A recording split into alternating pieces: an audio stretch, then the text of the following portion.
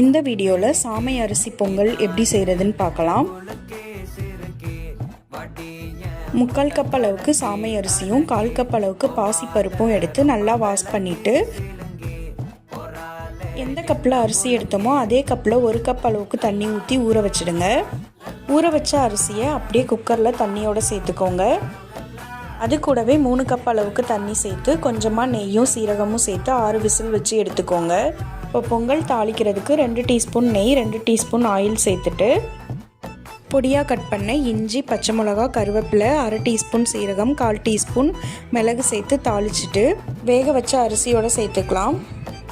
இது கூடவே தேவையான அளவு உப்பு சேர்த்துட்டு 1/2 டீஸ்பூன் நெய்யும் கொஞ்சமாக கொத்தமல்லியும் சேர்த்து 2 நிமிஷம் ஸ்டவ்வில் வேக வச்சு எடுத்துக்கோங்க.